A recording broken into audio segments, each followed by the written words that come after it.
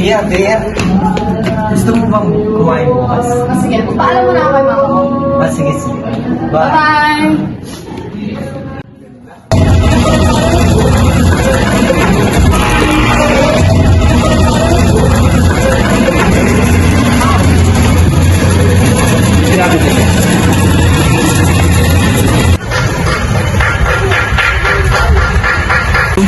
Si ma'am.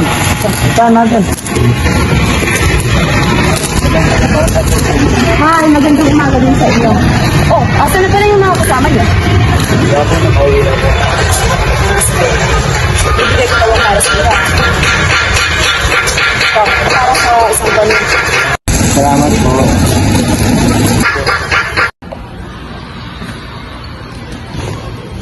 Ay, gusto kong damit na to.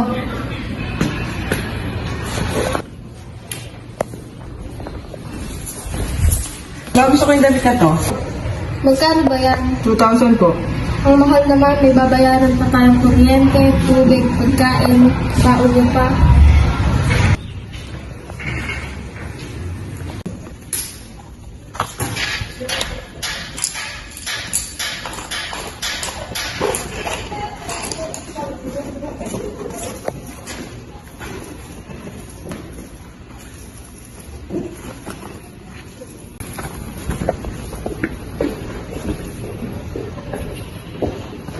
Ma, pwedeng kumain na lang ako sa labas.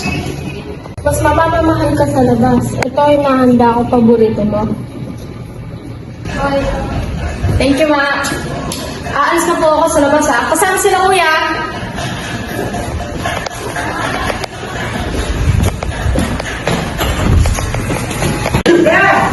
May gagawin ako mamaya. Gusto niyo sumama? Sige. Ikaw may gagawin ka ba? Wala.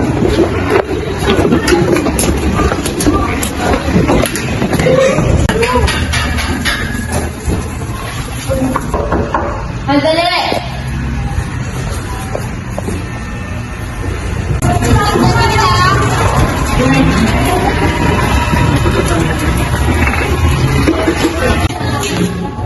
Mas na ba sa paalam ng mga bata? Oo, kanina pa. Ay, nga pala, dumating na yung bayarin natin sa kuryente. Pasensya na mahal, medyo nagkulang tayo ngayon. Babawi na lang ako sa susunod. Ano ka ba? Okay lang yan, mapagkakasya natin to. Uy, tara!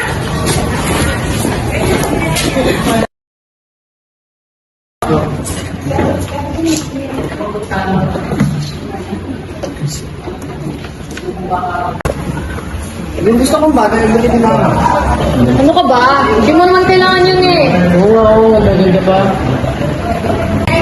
Aldwin, di ba gutom ka? Oo. Tara, bili tayo.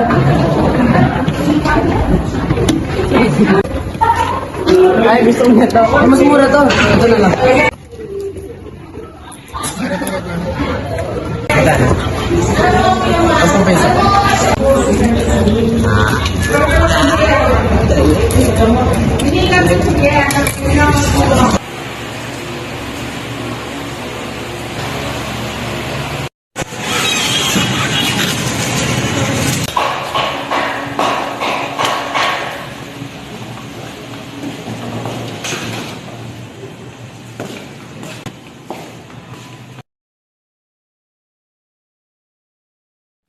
Sa buhay natin, hindi maiiwasan ang komplikadong sitwasyon, tulad ng problema ng isang pamilya sa kakulangan ng kita. Ngunit ito ay hindi rason upang ipagwalang pansin ang pangangailangan ng bawat isa. Bagkus, ito ay nagiging daan upang makita natin ang mga bagay na mas mahalaga. Ang ina sa kwento ay siyang nagturo sa kanyang mga anak kung paano magtipid at unahin ang mga pangangailangan bago ang kagustuhan. Siya din ang nagturo sa atin na maging praktikal sa paggamit ng pera at sa pagpapahalaga ng pagkokonsumo. Sapagkat iyon ang paraan upang magkaroon tayo ng mga importanteng salik sa pang-araw-araw. Dapat nating tandaan na mahalagang magkonsumo sa lahat ng bagay. Dahil sa bawat paggamit ng pera, nagsisimbolo din ito ng sakripisyo sa trabaho.